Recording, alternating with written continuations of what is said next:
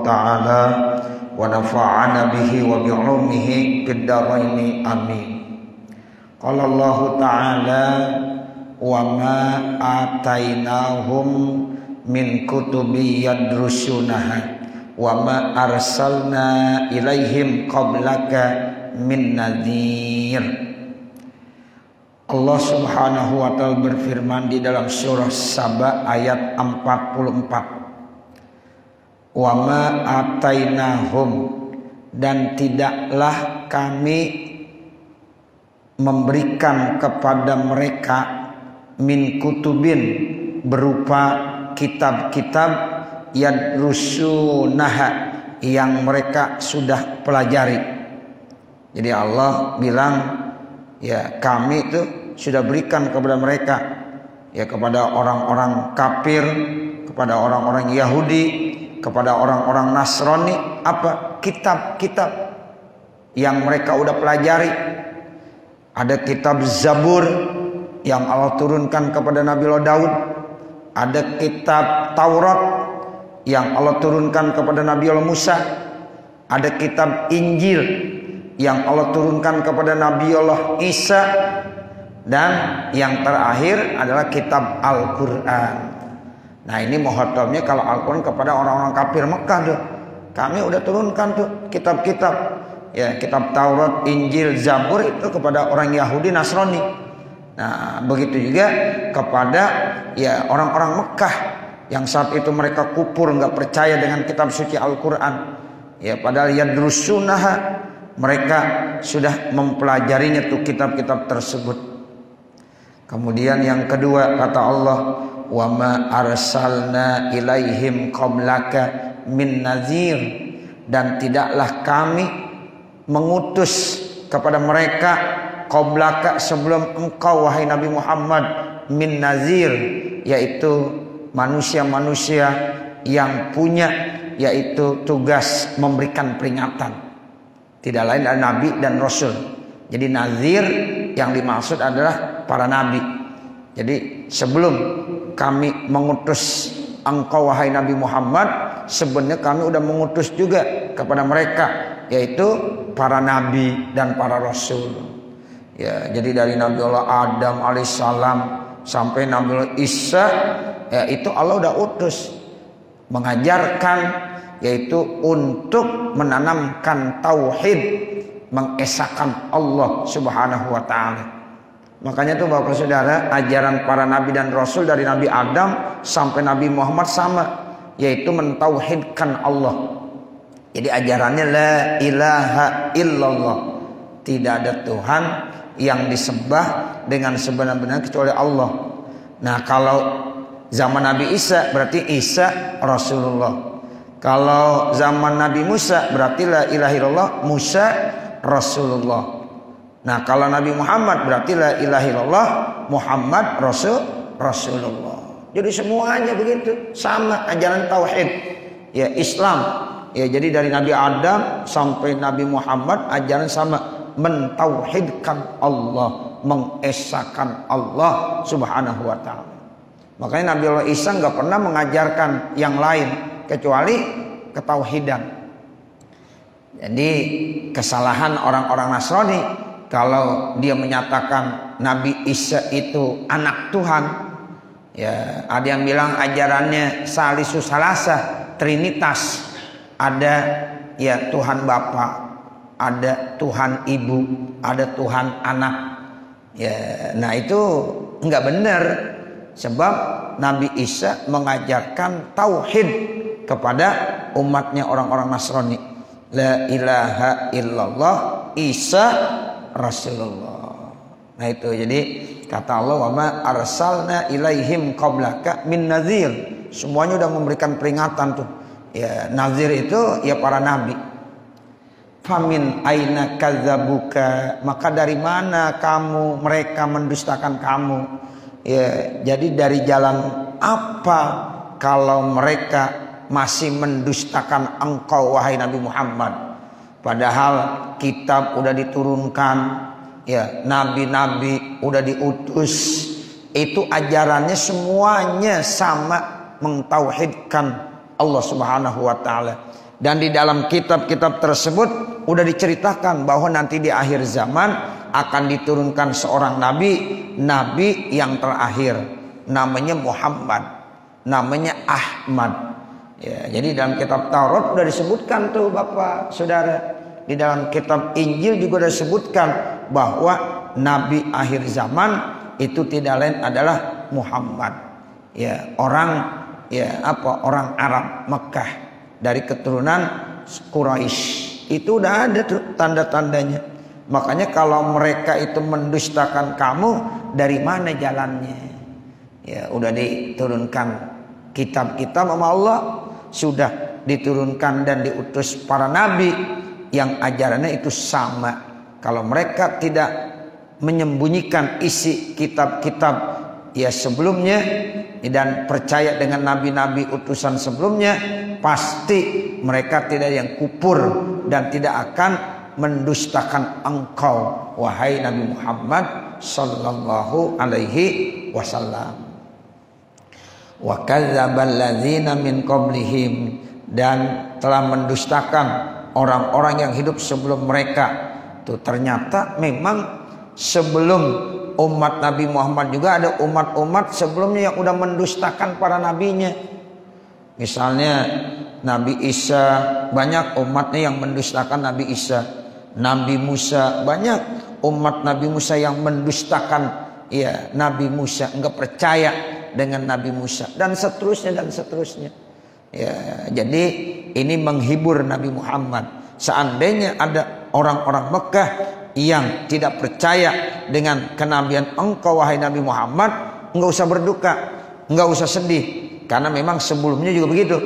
Ya, jadi umat-umat yang sebelum juga banyak yang mendustakan para nabi-nabi dan rasul-rasulnya. Ya, jadi banyak yang begitu. Bahkan ada nabi yang sempat dibunuh ya sama umatnya sendiri. Ya, itu namanya kan mereka ya sudah melakukan hal-hal yang memang dilarang oleh Allah. Sehingga ketika Nabi menghadapi umatnya yang seperti itu, Allah udah gambarkan tuh. Ya Rasulullah, wahai Muhammad, tuh memang sebelum ya kamu tuh umat-umat yang terdahulu pernah juga mendustakan para nabi-nabinya. Nah, ini yang disebut wa kadzdzabal ladzina min qablihim. Makanya sejarah itu penting. Jadi Nabi itu diajarkan sejarah. Di dalam Al-Quran itu bicara sejarah banyak. Jadi Nabi dikenalkan umat-umat yang terdahulu, ada yang baik, ada yang tidak baik, ada yang taat kepada ya para nabi dan rasulnya, ada yang menentang para nabi dan rasulnya, bahkan mendustakan para nabi dan rasulnya. Sehingga cerita-cerita itu penting buat Nabi Muhammad untuk memantapkan hatinya, meneguhkan ya hatinya, supaya Nabi Muhammad semangat terus dalam berjuang, semangat terus dalam berdakwah walaupun ujiannya begitu berat. Ya, makanya 13 tahun Nabi mengajarkan tauhid di kota Mekah betapa beratnya. Ya, tapi dengan belajar sejarah ya dari Al-Qur'an yang Allah kisahkan, itu salah satu tujuannya untuk memantapkan hati Nabi Muhammad, meneguhkan Nabi Muhammad, sehingga Nabi Muhammad tetap terus ya berjuang dan berdakwah ya untuk menyebarkan kalimat tauhid la ilaha illallah Muhammadur Rasulullah.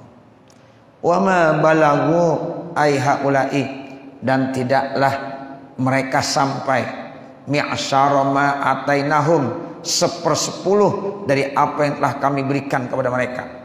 Tuh, jadi kata Allah, orang-orang kafir Mekah tidak diberikan 1/10-nya dari apa yang telah kami berikan kepada mereka. Minal kuwati, kekuatannya belum seberapa, belum ada 1/10-nya dari ya umat-umat yang sebelumnya. Watulil umri, panjang umurnya. Coba kalau lihat bagaimana umat Nabi Nuh alaihissalam. Itu Nabi Nuh berjuang ya begitu lama. Sebab Bapak Saudara, di dalam Al-Quran Nabi Nuh itu dikasih usia sampai 950 tahun.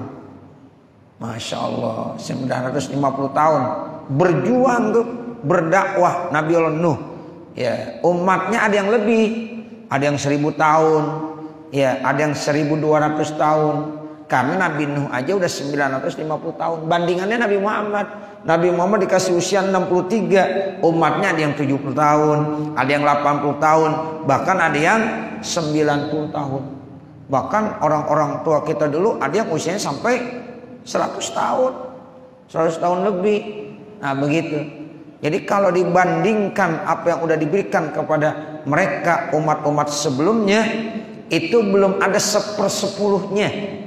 Ya Bapak ya, belum ada 1/10-nya. Ini dikatakan wa ma balaghu mi'syara ma atainahum. Itu mi'syar itu artinya 1/10-nya. Ya, belum ada ya yang kami berikan kepada mereka 1/10-nya berupa kekuatan minal quwwah wa tulil umri dan panjang umur. Ya, jadi umat Nabi Muhammad kan rata-rata baina sittin wa sab'in, antara 60 sampai 70 tahun. Kalau umat Nabi Nuh 900 tahun, 1000 tahun, kan berarti nggak ada 1/10-nya. Nah, seperti itu. Ya Allah, kalau dikasih usia 900, 1000 tahun, 1200 tahun, itu cukup lama. Ya, makanya kalau ada berita informasi ya umat Nabi meninggal usianya 100 tahun, itu masih muda berarti. Ya Allah, usia 100 tahun udah meninggal aja, begitu. Karena rata-rata 1000 tahun. Ya, jadi belum sampai 1/10-nya. Nah, ini dikatakan mi'syara ma atainahum. Belum lagi dari segi kekuatan. Ya, tuh jadi umat-umat yang terdahulu lebih pada kuat. Ya, lebih pada kuat.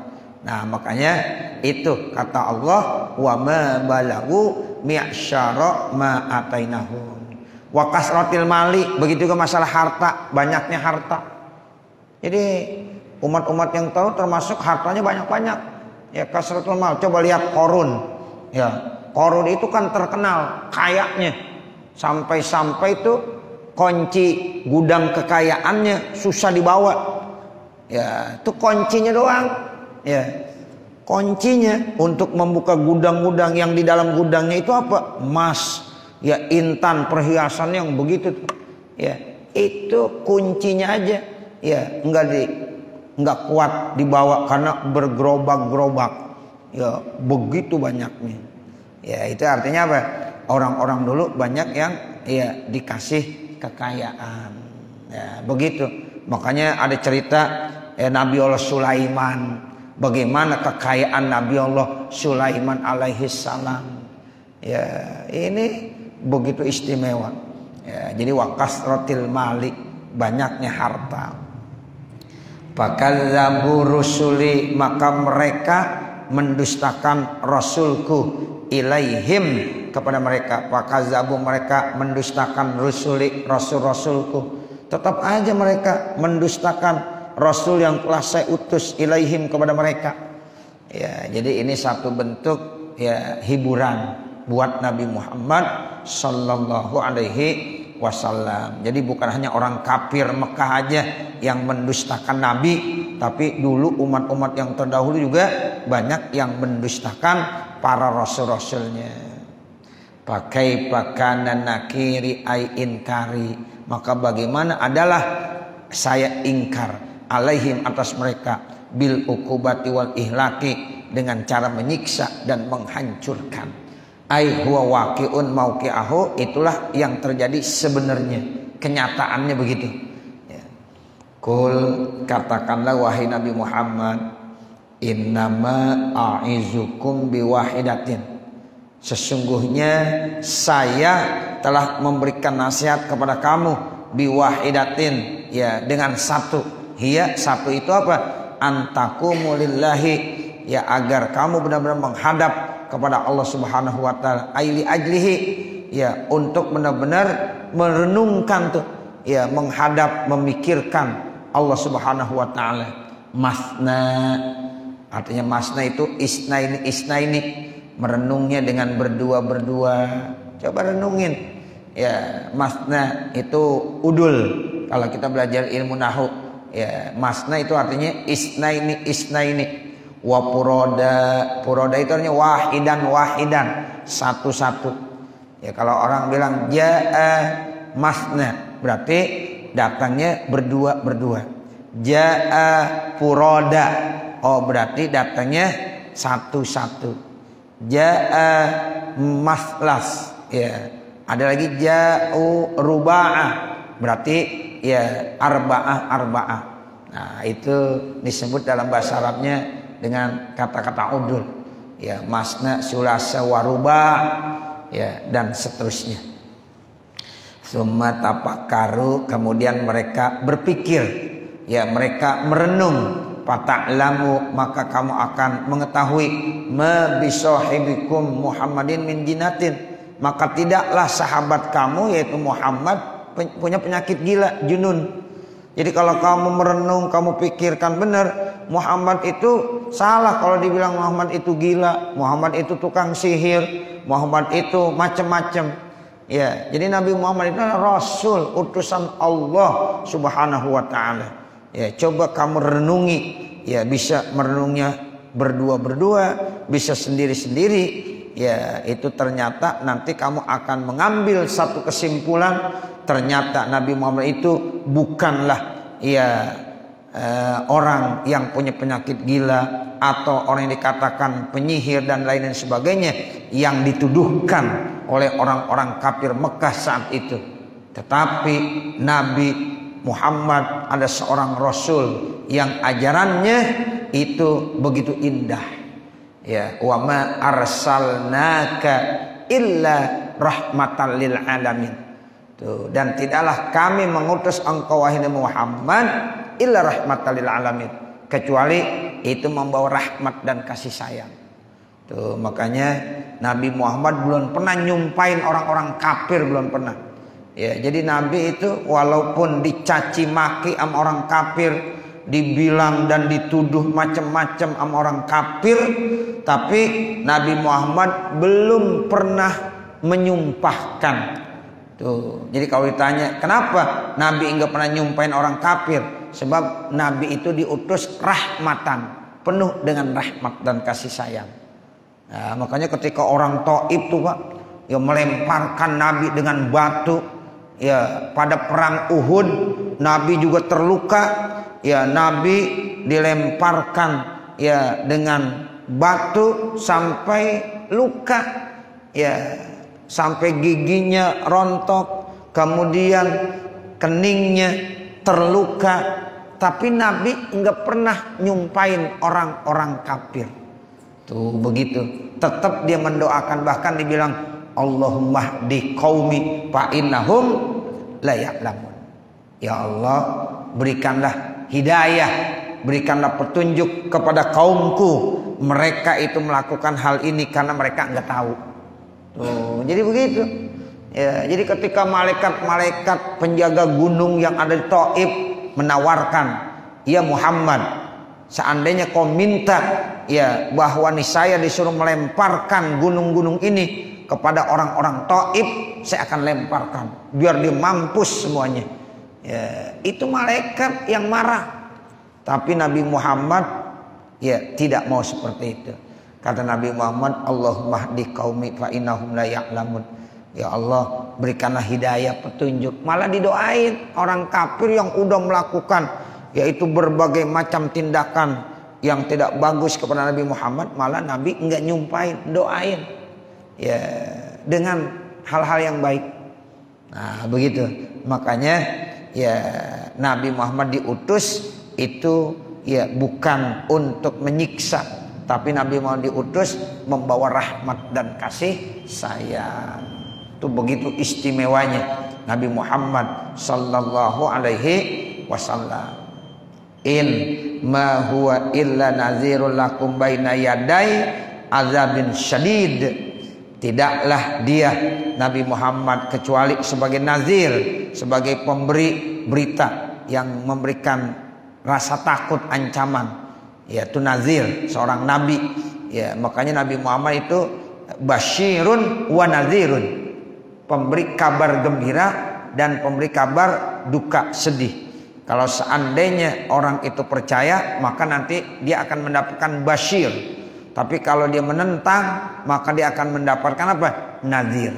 Tuh makanya basyirau wa nadhiro. Ya, jadi Nabi Muhammad itu nadhir lakum, memberikan peringatan ya buat kamu. Baina yadai azabin syadid. Sebelum, jadi baina yadai mana ai qabla azabin syadid, sebelum dapat azab yang berat. Jadi di dunia dikasih dulu inzar, peringatan. Nih, ya saya bawa ajaran seperti ini. Kamu harus percaya, beriman, suruh sholat, suruh puasa. Kalau kamu nggak sholat, nggak puasa, hati-hati, nanti dapat ancaman. Nah itu akan diberikannya di mana? Nanti di akhirat.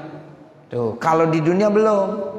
Sebab dunia itu darul amal namanya, tempat kita beramal, tempat kita berbuat. Nah balasannya nanti Pak, di mana? Di akhirat. Makanya akhirat disebut darul jaza. Tuh, jadi ada darul amal, ada darul jaza. Kalau dunia namanya darul amal, nah kalau akhirat namanya darul jaza. Nah Nabi Muhammad hanya memberikan peringatan. Selama di dunia dikasih peringatan sebelum diazab dengan azab yang pedih. Kapan diazabnya? Nanti di akhirat. Ya makanya orang-orang kafir saat ini walaupun dia melakukan apa saja belum dapat azab dari Allah. Sebab memang Nabi Muhammad diutus penuh dengan rahmat. Beda dengan umat-umat yang terdahulu. Ada yang langsung ya diazab saat itu juga. Betapa banyak tuh. Seperti Nabi Nuh umatnya ditenggelamkan. Ya nanti ada umat Nabi Hud, Nabi Soleh.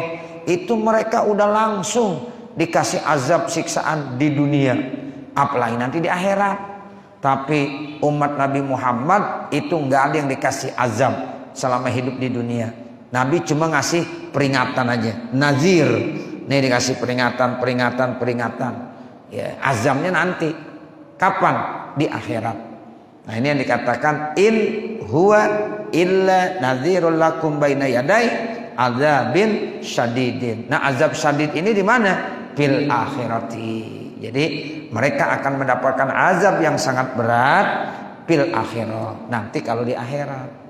In asaitumuhu, jika kamu bermaksiat, durhaka kepada Allah Subhanahu wa taala, kepada Nabi Muhammad sallallahu alaihi wasallam. Itu in asaitumu.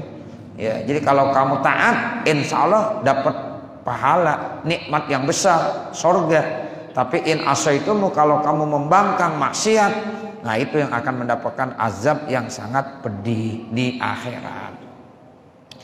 Kul, katakanlah wahai Nabi Muhammad, lahum, kepada mereka orang-orang kafir Mekah, masa'altukum, apa yang saya minta kepada kamu, alal inzari, itu berupa peringatan, wa tablighi, dan menyampaikan.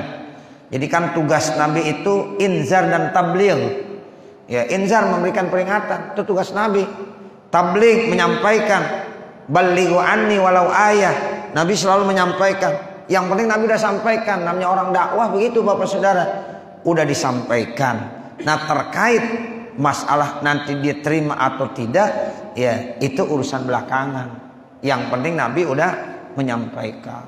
Orang-orang Mekah dikumpulin, ya Nabi sampaikan dakwahnya terkait tentang tauhid kepada Allah. Ada yang marah-marah tuh, seperti Abu Jahal, Abu Lahab, yang walaupun dia statusnya pamannya Nabi, dibilang untuk apa saya dikumpulkan ya seperti ini. Tuh, jadi Nabi Muhammad dicemoohkan. Ya, tapi Nabi tetap sabar, sebab tugas Nabi inzar dan tabligh, hanya memberikan peringatan dan menyampaikan. Dan Nabi enggak minta apa-apa, min ajrin, tidak minta upah, fahuwalakum. Jadi itu buat kamu semua. Kalau kamu terima, pahalanya buat kamu. Nah, begitu. Sama kita nih, kita misalnya disuruh sholat, kita sholat. Buat siapa? Ya buat kita. Kalau kita nggak sholat, ya itu Allah nggak rugi, Nabi Muhammad nggak rugi. Tapi yang rugi siapa? Kita sendiri. Ya makanya kita nggak boleh ngambekin Allah. Ya gue males dah sholat. Ya habisnya mas sholat masih begini juga. Ya apa yang mau diambekin? Sebab kemanfaatannya semuanya bukan untuk Allah. Kemanfaatannya semuanya bukan untuk Rasulullah, tetapi kembalinya buat kita.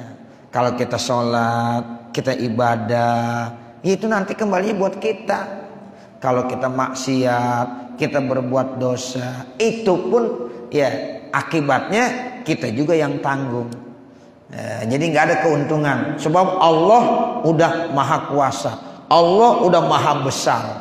Allah tidak akan tambah besar kalau seandainya nih manusia semuanya ibadah taat. Ya, kali kekuasaan Allah tambah kuat seandainya hamba-hambanya semuanya ya taat dan patuh, ibadah semuanya, tidak ada pengaruh sama sekali. Ya, seandainya ini Pak, manusia di dunia ini semuanya enggak ada yang sholat, semuanya tidak ada yang taat ya kepada Allah, tetap ya Allah udah maha besar. Jadi Allah kagak merasa rugi ya dengan tidak ya taatnya semua manusia yang ada di dunia. Atau dibalik, seandainya di dunia semuanya ibadah, tetap bukan berarti Allah tambah mulia, Allah tambah besar. Karena memang Allah udah maha mulia, Allah udah maha besar, Allah udah maha kuasa, dan tidak ya butuh bantuan dari manusia atau makhluknya. Itu begitu. Sebab Allah udah maha segalanya. Ya, yang butuh kita, ya, yang butuh itu kita. Jadi kalau kita rajin sholat, kita rajin ibadah, itu kembalinya kepada diri kita masing-masing. Nah, ini yang dimaksud masa'altukum min ajrin fahuwalakum. Jadi itu semuanya buat kamu. Ya, aila as'alukum alai ajra. Saya tidak sekali-kali minta atasnya ganjaran, ya upah. In ajriya masawabi, ya jika ya ajriya masawabi artinya tidaklah pahala itu yang diberikan kepada saya illa Allah, kecuali itu semuanya atas ya pemberian Allah Subhanahu wa taala. Ya, jadi semua yang kita kerjakan itu adalah nanti kembalinya kepada Allah. Kalau kita melakukan kebaikan dikasih ganjaran pahala sama Allah. Ya, kalau kita melakukan dosa maksiat menentang, berarti itu ancaman. Ya, itu juga kembalinya kepada kita. Wa huwa ala kulli syai'in syahid. Dan dia Allah ala kulli syai'in atas segala sesuatu syahidun, menyaksikan. Artinya menyaksikan ay muttali'un, yaitu benar-benar mengetahui, melihat. Ya'lamu sidqi, dia mengetahui tentang kebenaran aku.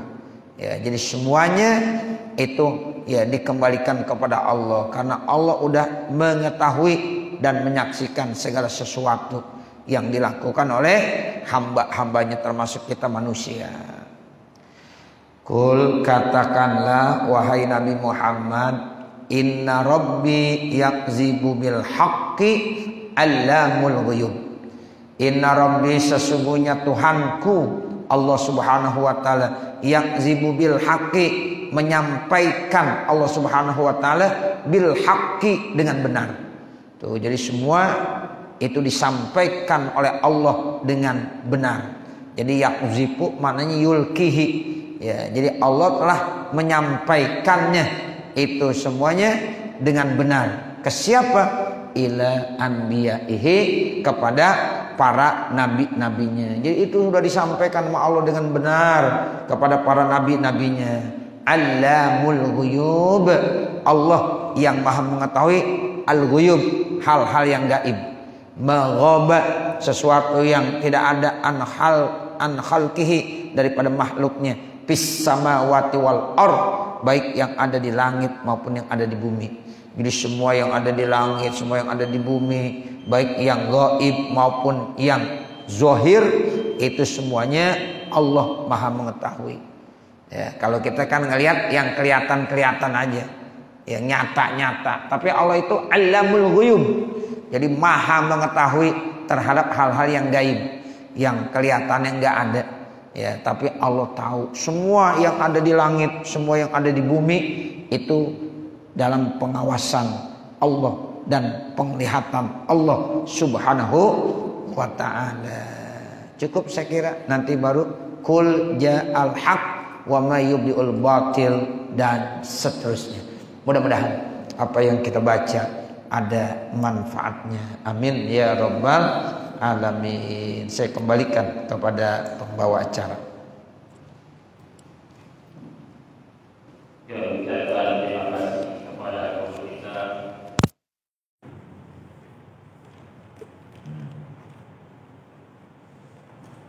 Al-Mukarram Ustaz Dr. Muladismi Masihata yang dikandang dan jelas pembahasan kitab tafsir yang lain.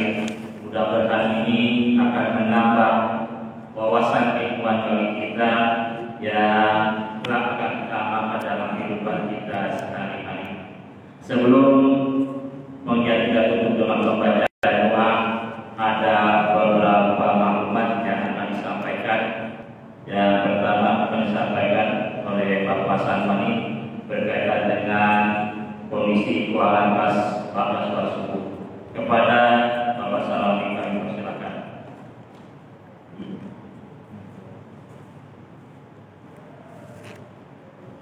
Assalamualaikum warahmatullahi wabarakatuh. Saya akan menyampaikan laporan dana promo subuh yang pada saat ini berjumlah 35.231.500 rupiah.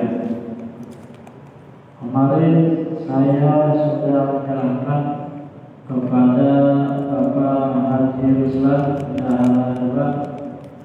Saya serahkan sejumlah 33.500.000 rupiah.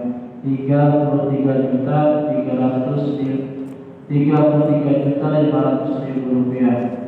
Jadi sisa saldo 1.731.500 rupiah. Ditambah saldo pada saat ini dari tanggal 19 sampai tanggal 25 berjumlah 1.554.000 rupiah. Jadi di total saldo pada saat ini berjumlah 3.285.500 rupiah. 3.285.500 rupiah. Demikianlah informasi yang saya sampaikan. Saya akhiri. Wassalamualaikum warahmatullahi wabarakatuh. Terima kasih kami ucapkan kepada Bapak Sarwani yang telah membacakan kondisi keuangan pada sholat subuh. Dan untuk petugas Jumat yang akan datang, pembawa acara Bapak Muhammad Safi, sedangkan membaca selawat Al-Ustaz Saduni bin Haji Abdul Razak. Dan adalah kita tutup pengajian kita dengan pembacaan doa. Kembali kami mohonkan kepada guru kita untuk membimbing kepada doa. Diri saya mohon maaf jika kurangkan kesilapan. Wallahu a'lam bishawab. Assalamualaikum warahmatullahi wabarakatuh. Saudara, sebelum kita tutup dengan pembacaan doa, saya akan menyampaikan informasi terkait dengan hari Sabtu nanti, bahwa di Masjid Jami'at Thohiri ya insya Allah nanti akan dilaksanakan acara santunan yatama dan armilah, yaitu ya yang dilaksanakan oleh Majelis Taklim Kaum Ibu At-Thohiri di bawah pimpinan Ustazah Hajayanti Ridho. Jadi begini Bapak Saudara, perlu saya sampaikan bahwa ya Majelis Taklim Kaum Ibu At-Thohiri itu nanti akan menyantuni anak-anak yatim sebanyak 100 orang.